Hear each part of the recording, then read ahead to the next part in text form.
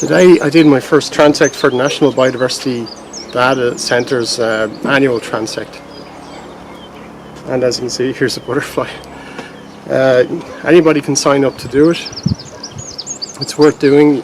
You only have to do it once every 2 weeks, and it only has to be a walk 50 minutes. It's about 2 kilometers or just even under 2 kilometers.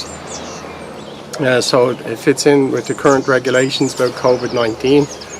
And all that's involved in doing the transect is you can walk a path. It can be a road, it can be urban, it could be country, it doesn't matter.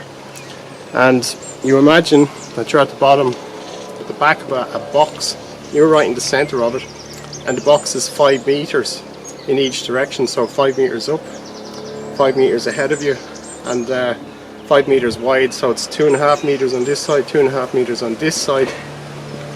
And you kind of walk along at the bottom of the box. It goes 5 meters up in the air. Any butterfly that flies into that box, that invisible box, is basically counted, and anything that isn't, you don't count. And the idea of this is so you don't accidentally count the same butterfly twice. You're supposed to move at a gentle walking pace, and the butterflies will, you know, if you move at a moderate pace but you don't stop too long, you generally won't get the same butterfly twice, so you won't be counting 2 butterflies.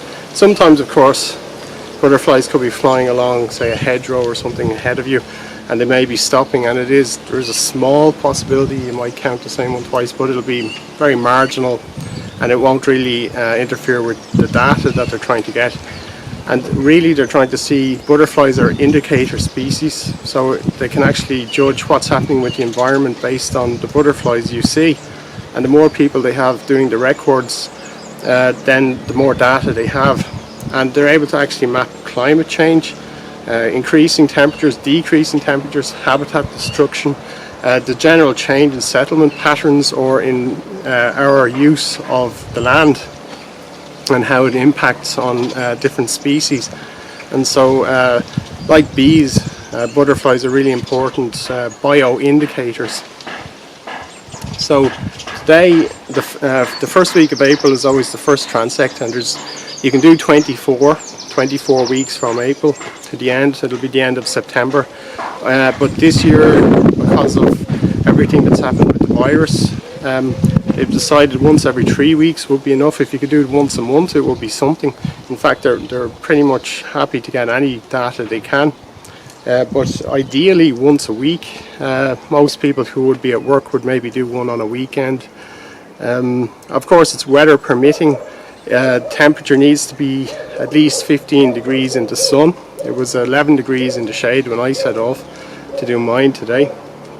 But that's because butterflies won't fly unless it's 15 degrees Celsius in the sunlight.